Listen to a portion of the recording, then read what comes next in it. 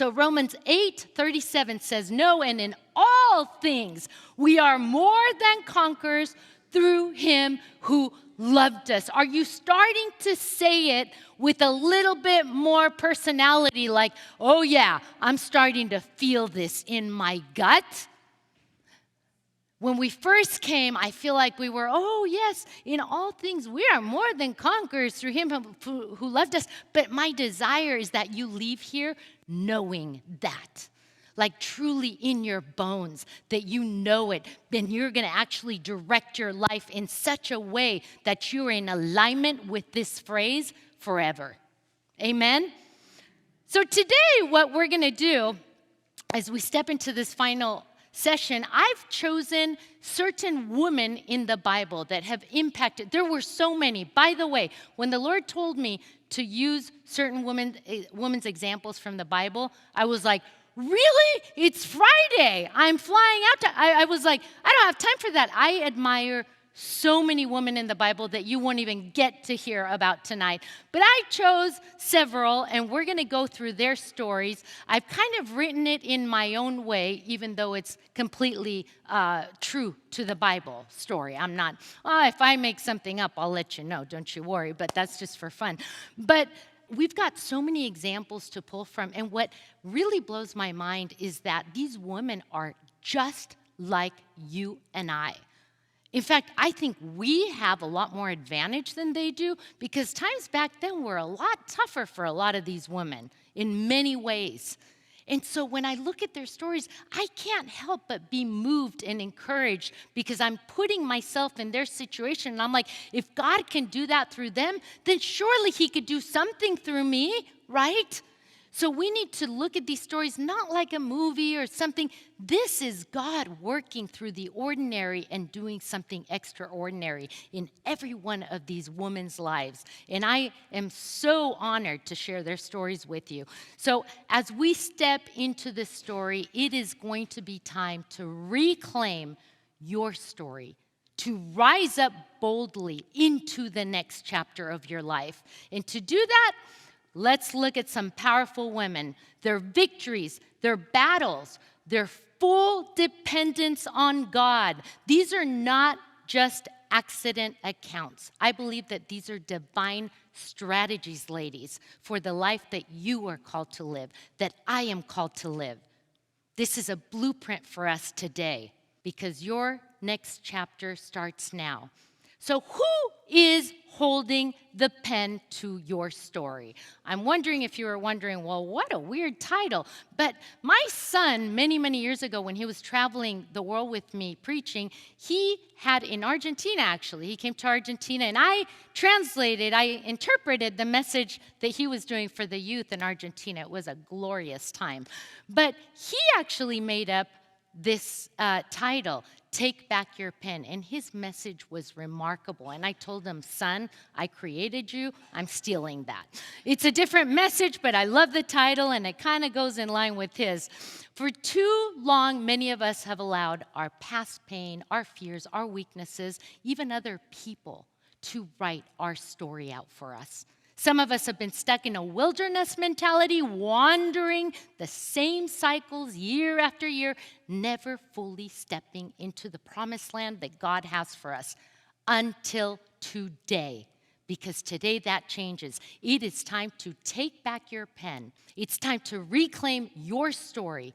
Align yourself with God's vision of what is important and propel yourself into the future that He has predestined you for. Not just destined you, predestined you. It's already been planned out. Will you step into it? And who better to learn from than the incredible, mighty women of the Bible who took back their very pens and walked into their divine callings. Amen? Let's talk about first the Samaritan woman. We had to go back to her, who had every single reason to live in shame, and surely she thought she was too broken to be used by God. She had a past, she had a reputation, and a cycle of broken relationships. Does that sound familiar to anybody? Can anyone relate to that? I know I can. She was talked about, She was looked down upon, and she was even avoided. Imagine that. Talk about someone whose life was too messy and that her mistakes were so big. In fact, she was living, ladies, in so much shame that instead of fetching water from the well early in the morning and late in the afternoon, she would go when the sun was scorching hot just to avoid everybody. That's a lady with a reputation. She'd fetch her water at noon, the hottest part of the day, just to avoid seeing everyone. Her story is a powerful reminder of God that He does not call the qualified. He qualifies the called. Your past doesn't get the final say. God does. Society had labeled her, but Jesus was waiting for her. He saw her, and I want you to listen to her story. You can find it in John 4 through 42, and we're going to go through it together. Here we go. Now, Jesus had to go through Samaria. So he came to a town in Samaria called Sychar, which was near the field that Jacob had given to his son Joseph. Jacob's well was there. Jesus was tired from his long trip, so he sat down by the well. It was around noon. A Samaritan woman came to the well to get water, and Jesus said to her, "Will you please give me a drink?" This happened while his disciples were in town buying some food for him. So it was just he and her. The Samaritan woman answered him, "You're a Jew, and I'm a Samaritan woman. How can you ask me for a drink?" So just so you know, historical background, the Jews did not associate with Samaritans, especially a man talking to a Samaritan woman. No. It was not something that happened. So it was highly, highly unusual. But Jesus, he wasn't like the other men. He looked at her and asked her for a drink. Can you imagine how stunned she must have been? You're talking to me? But Jesus wasn't there for the water. He was there for her. He looked past her sin. He looked past her shame, her status, and he saw who she could become, ladies. Just like he looks at you and me. He doesn't see us in our shame, in our past, in our pain. He sees us as we can become. We need to see others just like what they can become through Christ. So we go back to the story. Jesus answered her, "If you knew the gift that God can give you and who it is that asks you for a drink, you would have asked me and I would have given you living water." "Sir," the woman said, "where will you get that living water? The well is very deep and you have nothing to draw water with. Are you greater than our ancestor Jacob? He's the one who gave us this well. He drank from it himself, and his sons and all his animals drank from it too." Jesus answered, "Everyone who drinks water will be thirsty again, but anyone who drinks the water that I give them will never be thirsty again. The water I give people will be like a spring flowing inside them. It will bring them eternal life." The woman said to Jesus, "Sir, give me this water. Then I will never be thirsty again, and I won't have to come back here to fetch some more water." She was intrigued. She was curious. But then Jesus did something that cut straight to her soul. Jesus told her, "Go get your husband and come back." Her heart must have pounded. The woman answered, "But I have no husband." And Jesus, with love in his eyes, replied, "You are right when you say you have no husband. The fact is that you have had 5 husbands, and the man you live with now is not your husband. What you have just said is true." Now think about it. Can you imagine how she must have felt that very moment, that short encounter with Jesus? He knew everything about her. He knew every single mistake that she had done, every failure, every wound, everything about her. And yet, he was what? Still speaking to her. I just find it so beautiful. There was no condemnation. There was no rejection. Just truth and grace in love. Ladies, that is Jesus tonight speaking to you. There's no condemnation. There's just truth, grace, and love.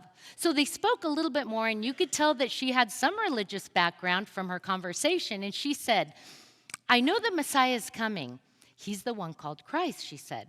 When he comes, he will explain everything to us. And that's when Jesus revealed himself to her. Then Jesus declared, he's talking to you now. I am the Messiah.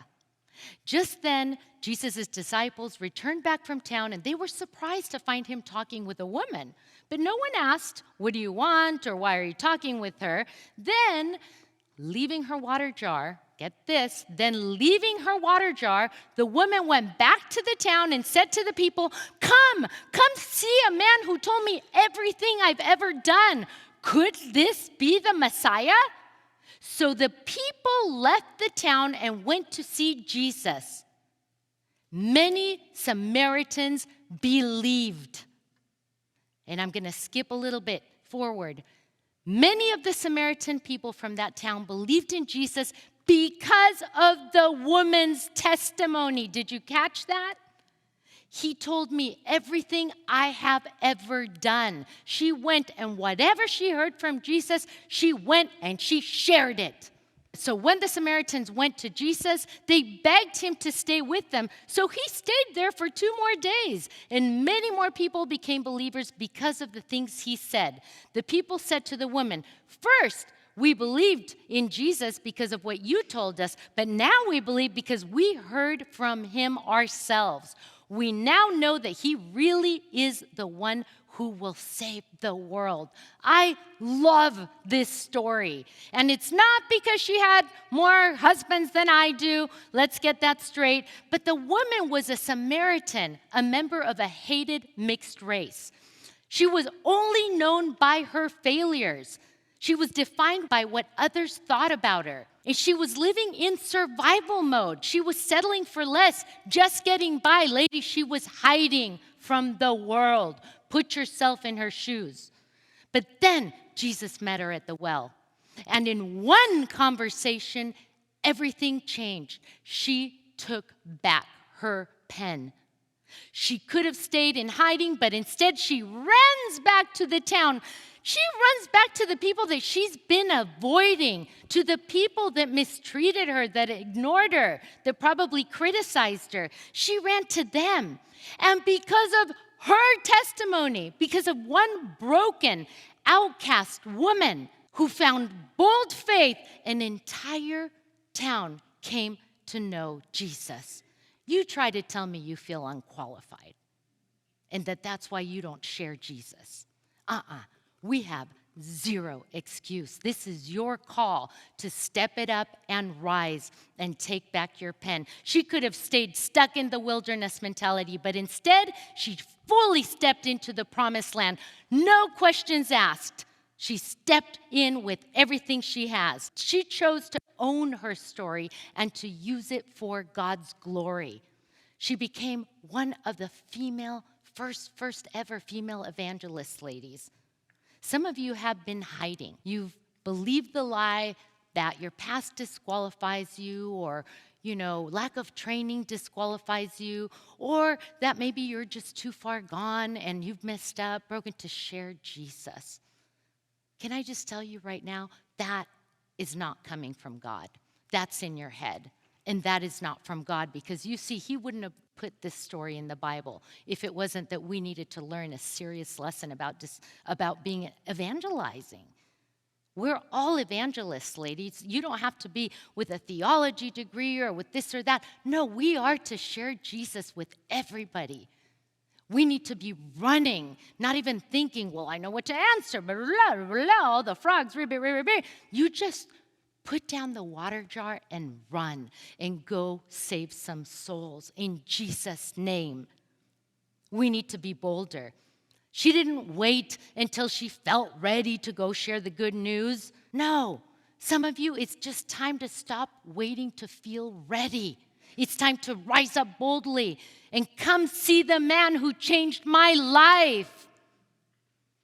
Everybody here has some kind of testimony, and he's still working on it. But it is time for you to get out there and say, come see a man who's changed my life. Now we're going to move on to another totally admirable, brave woman. fabulous story. I want you to picture this. Now, I've kind of rephrased it. We're not going to go through the whole story. It's too long, and today we're staying on time. So picture this with me, a kingdom, vast and powerful, the very center of the known world. A throne room dripping in gold and lavish items. And at the center of it, it's a king, a ruthless, unpredictable king. A man who holds the power of life and death with a single word. And now, imagine a young woman, a nobody really, standing at the threshold of the throne room, knowing that if she takes one step inside uninvited, she could potentially be executed on the spot. But she steps forward anyway. This woman was Esther. Her story is not just history. Her story is a very bold call to faith. Because, ladies, the truth is, God is still looking today for Esthers. Women who will dare to stand. Women who will refuse to stay silent. Women who will trust that they were placed right where they are for a time such as this. Let's review her story. Esther didn't grow up in a palace. She was just an ordinary girl, a Jewish orphan pretty much, raised by her cousin Mordecai in a very foreign land. And yet one day, everything changed. The king, Xerxes, very hard to pronounce these names, was looking for a new queen. And the way he went about it is a nationwide search for the most beautiful woman in the empire. Esther was taken to try out for this gig. I don't know if she wanted to or not, but there she was into the king's palace where she spent a full year being prepared, trained, groomed for the possibility of being queen. This ordinary girl. Now let's be real, a lot of women were probably there trying out, and I'm sure there was some tough competition going on. But Esther, she carried herself very differently. It wasn't just her beauty that set her apart, ladies. It was her spirit. It was her grace. It was her wisdom. And when her time came to meet the king, he was captivated by Esther. He placed the crown on her head, and just like that, an orphan girl became the queen of Persia. And wouldn't you know it, there was an intentional plan by God all along. But Esther stepped in. Esther said yes. Esther stepped into her new identity. So now from this point, Esther could have thought, whoo, I made it. I'm saved. I'm just going to enjoy the palace life. I'll just keep my head down and get by and enjoy this new life. But then came in Haman. Haman was the king's right-hand man. He was full of arrogance and hatred, especially towards Esther's cousin Mordecai. Esther's cousin who refused to bow down to him. He did not like Mordecai. That hatred boiled over until Haman decided he would just destroy Mordecai. Here the story gets crazy. He would wipe out every single Jew in the empire. And he did it. He manipulated the king to sign a decree that ordered the extermination of all Jews. And because of the Persian law, actually, once the king signed the ordinance, it was irreversible. Like, the Jews were going to be exterminated. So the Jews essentially had a death sentence. Esther was queen, yes, but nobody knew that she was Jewish too. She could have stayed silent. She could have kept her secret, but Mordecai sends her a message that shook her to the core. And I'm going to read it straight out of Esther 4, verses 13 and 14. Esther, this is from Mordecai to Esther. Esther, do not think that because you are in the king's house, you alone of all the Jews will escape.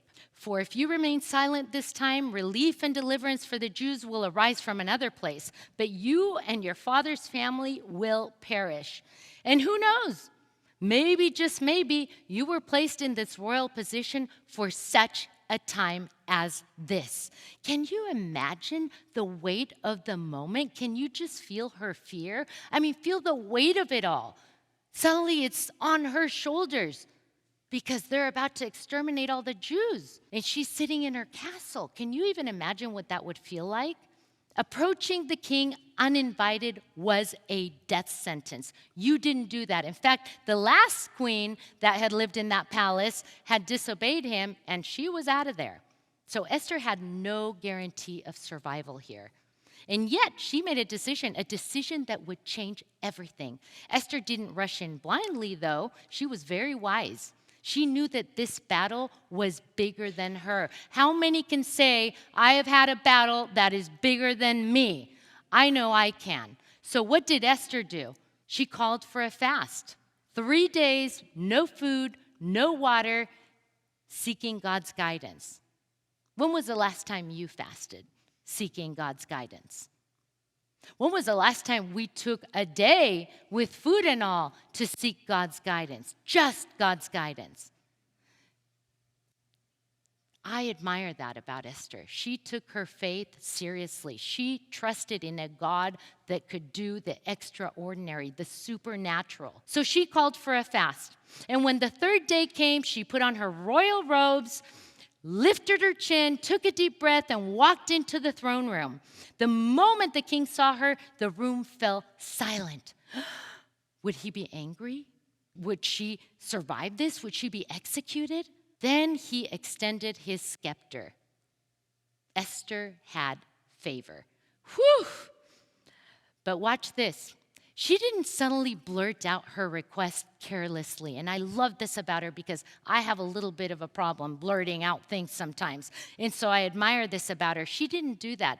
She invited the king and Haman to a banquet and then to a second banquet. So this was a process. She was waiting for what?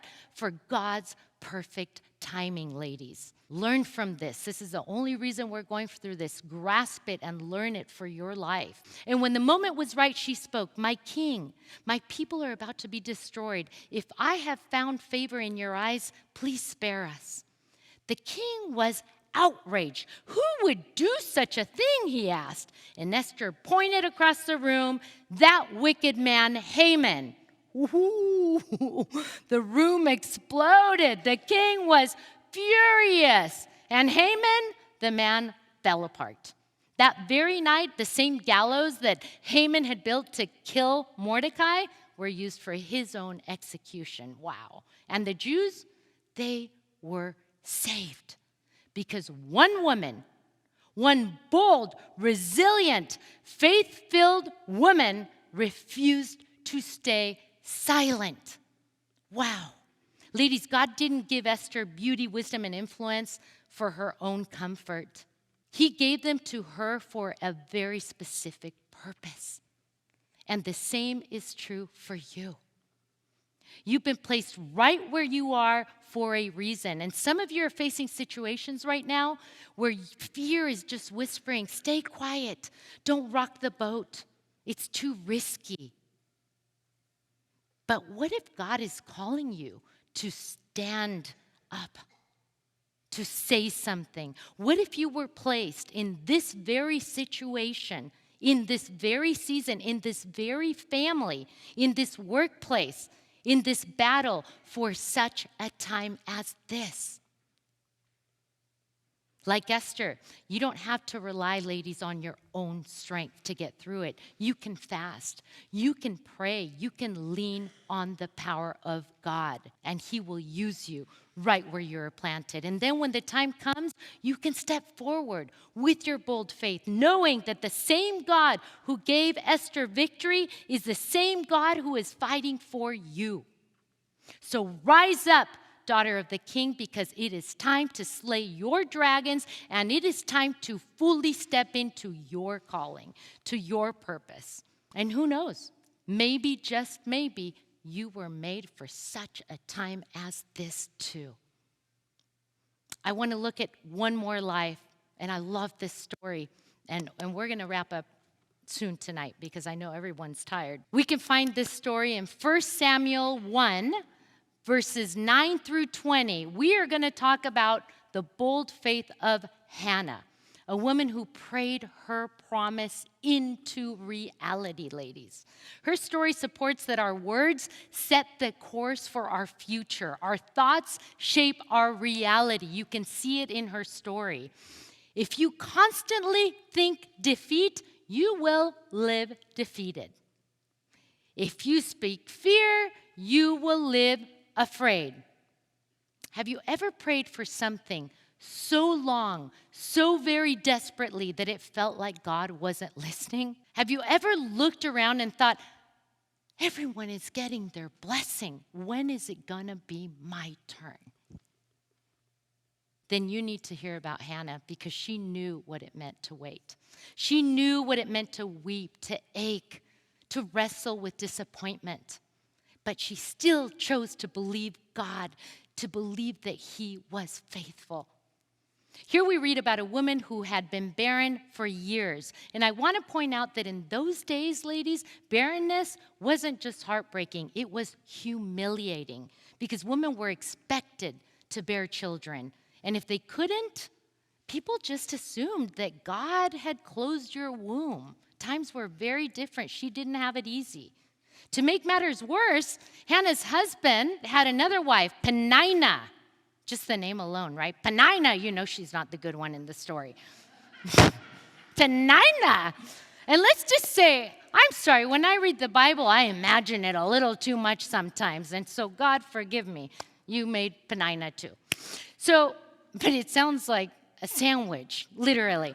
So Peninnah was ruthless. She really was. She had children.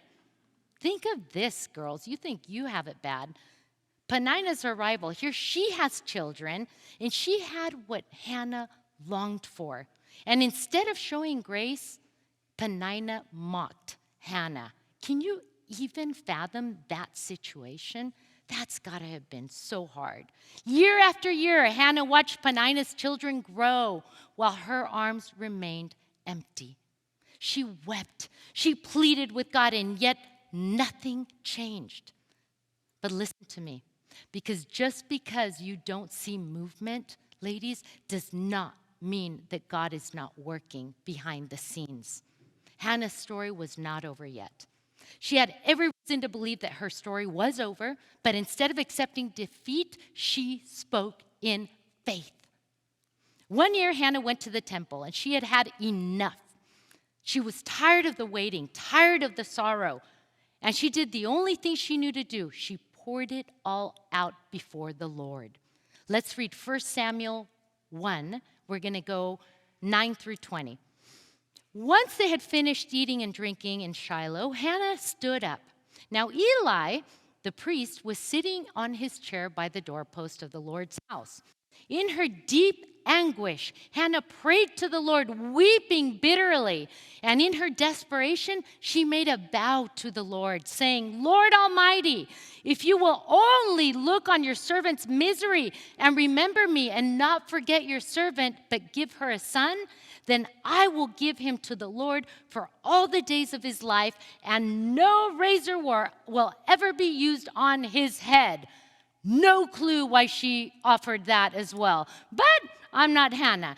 Then I will give him to the Lord for all the days of his life, and no razor will be used on his head. Now, don't miss this. Hannah didn't just pray for a child, ladies. She wasn't just praying, Lord, if you're going to give me a child. No. Listen to this. She dedicated her promise to God before she ever held her baby in her arms. Do you understand that faith, what that took? She was speaking in faith in her prayer to God. How powerful is that? She wasn't just, please give me a baby, Lord, please give me. No, she said, please, listen to my sorrow, and I'm going to give this baby back to you, as if it already was. Oh, I just love that about her. That has taught me so much. So as she kept on praying to the Lord, Eli observed her mouth. Hannah was praying in her heart, and her lips were moving, but her voice was not heard.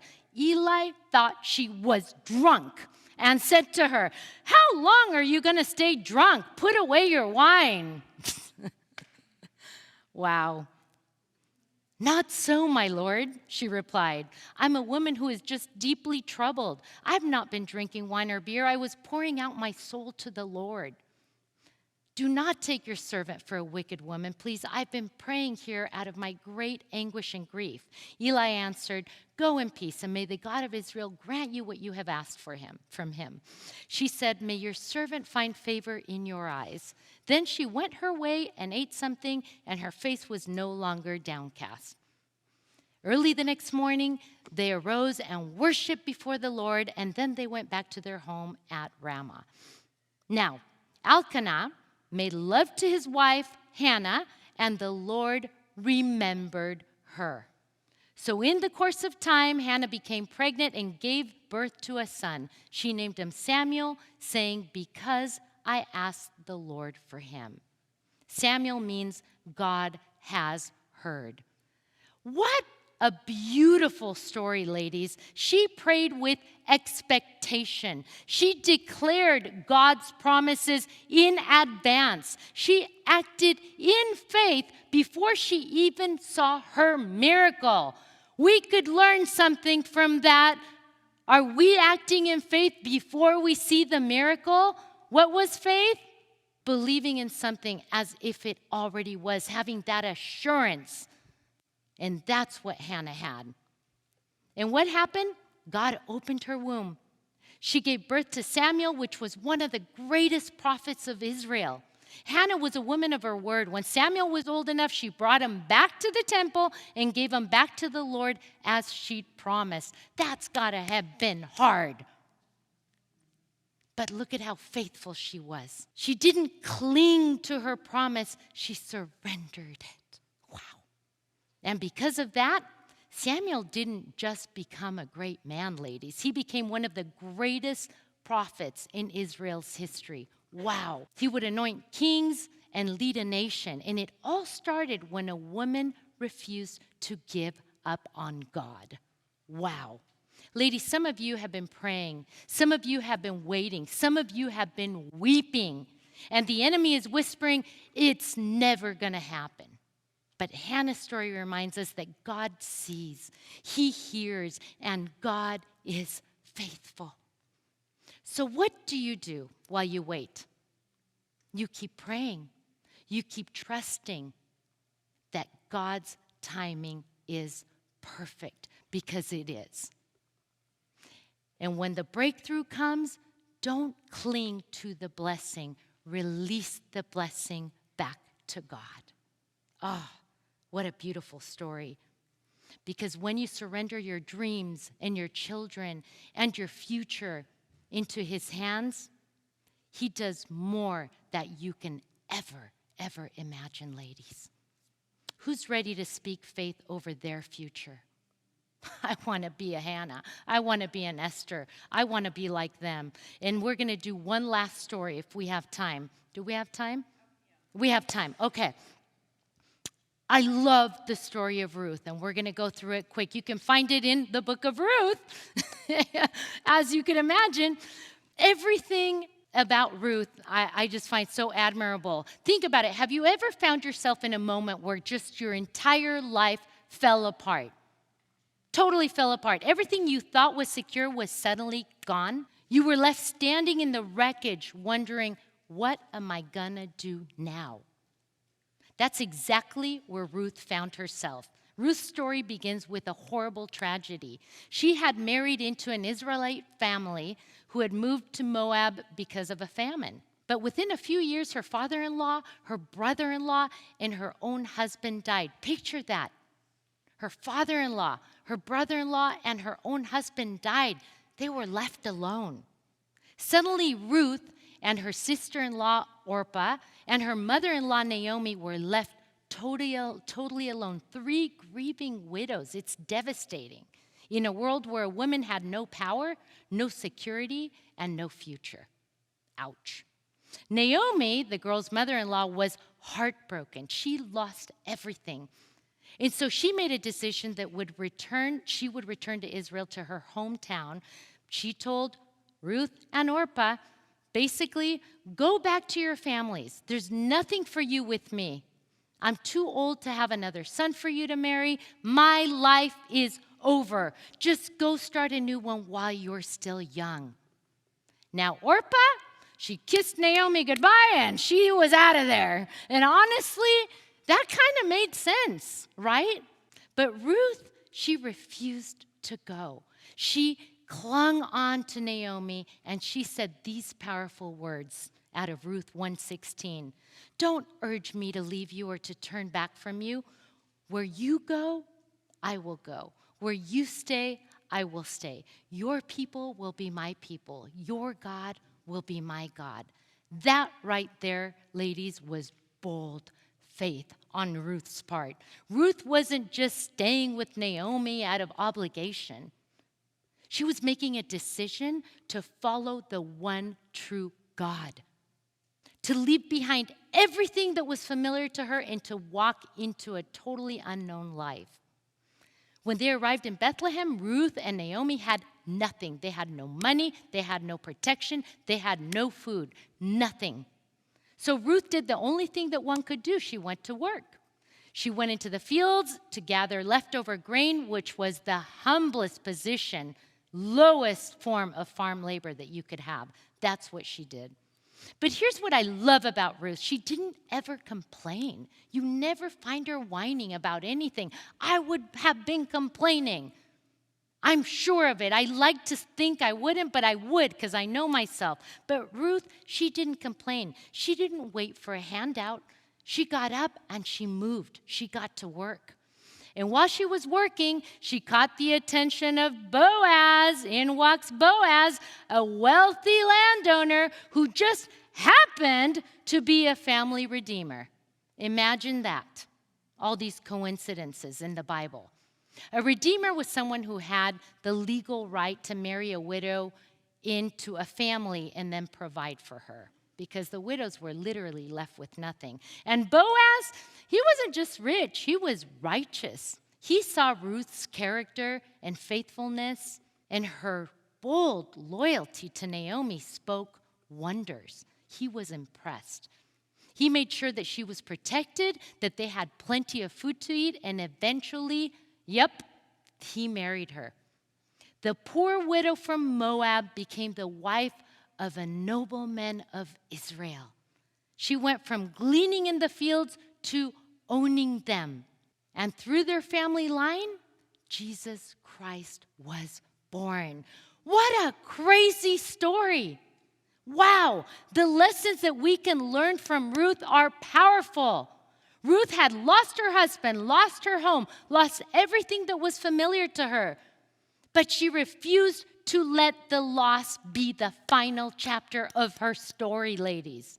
She chose faith over fear. She stepped into the unknown, trusting God. She worked diligently, positioning herself for God's blessings. And what happened? She was redeemed. Her story became one of the greatest redemption stories in the Bible, and we should learn from her.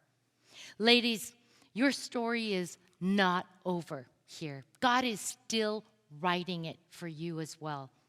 Some of you are standing in the middle of a really hard season. I have heard a lot of hard seasons today from you, and I get it. You've lost something. You've lost a dream, a relationship, a sense of security yourself. And you have a choice. Do you turn back or step forward in faith? Ruth didn't know what was ahead. She didn't know she would marry Boaz. She didn't know she would be a part of Jesus' lineage. She just knew who her God was, and that was all she needed to know and understand. So let me ask you, are you willing to walk forward in faith even when you can't see the whole plan? Back to our first session, are you willing to stand on the edge of that cliff and actually take the jump into what God has for you? Are you willing to trust that God is writing a bigger story than what you can see right now? When you choose faith over fear, when you stay faithful, ladies, in the small things, like Ruth in the fields, God is setting you up for greater, bigger things. So we need to keep walking, keep trusting, because just like Ruth, your days, your best days, can still be ahead if you walk in Jesus.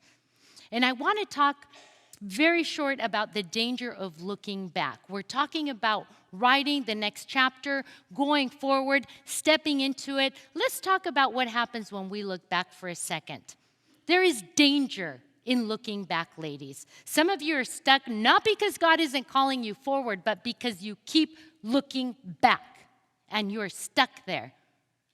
That was the mistake that Lot's wife made. Her story is very short, but the warning that it carries is huge.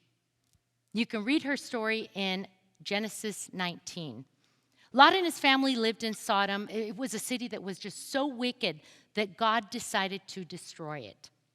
But in his mercy, he sent angels to rescue Lot, his wife, and their daughters. And the angels gave them one command. This is coming straight out of the Bible. Okay, focus. The angels gave them how many commands? One. The angels gave them one command. It was this: run, escape to the mountains, don't stop, and whatever you do, don't look back. Is there any question about that? Don't look back, whatever you do. So they ran. They left everything behind, their home, their comfort, their past. But as fire and sulfur rained down from heaven, Lot's wife stopped. And she did what? She turned around. And in that instant, she was turned into a pillar of salt. Why did she turn around? Maybe because her heart was still in Sodom. I mean, this all happened so fast. She wasn't just leaving a city, ladies. She was living her life. And she couldn't let go. She wanted the freedom, but she also wanted familiarity. She wanted God's salvation, but she wasn't willing to fully surrender. And in that moment of hesitation, she lost everything. We don't know much about Lot's wife. The only thing that we really know about her is that she did the one thing that God told her not to do. And her story is undoubtedly in the Bible for a reason, friends. Jesus himself, later on in Luke 17:32, said, remember Lot's wife. Whew! There's a reason that story's in there, because I don't believe that God wants us looking back. Some of you are on the verge of freedom, but you keep glancing over your shoulder over and over, looking in the rearview mirror. God doesn't want you looking back. Looking back at an old relationship, an old habit, a past that God has been trying to bring you out of, and you keep returning to it, looking back like if it was something great. But hear me, you cannot step into your future if you are still holding on to the past. God is saying, run, don't stop, don't look back. So what will you choose? Regret or forward motion? Sorrow or surrender? God has more for you, but you've got to be willing to leave the past behind. Run towards him and don't look back. In conclusion, my final charge to you, it is time to move. It is time to take some kind of action. Faith is not passive. It's just not.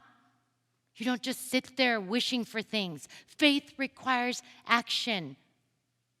What's my part and what's God's part in this? We need to have that sorted out so that we are walking in alignment, doing our part. Everything starts with a thought, and thoughts lead to decisions. And decisions, they determine the entire direction of your life. You made a decision to be here this weekend. You set everything aside for this. What are you going to do with it?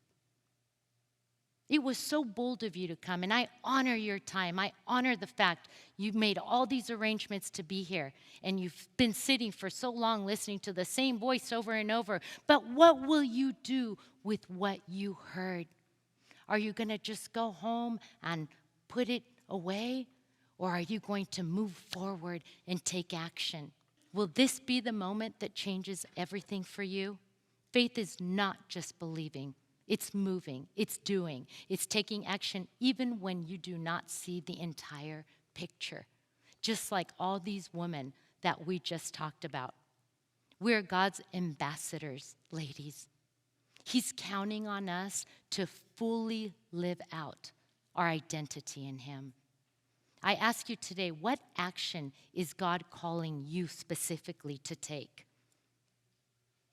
What is it that he's been telling you to do? And I just beg you, go home and take action. Don't let this just be another seminar, another conference.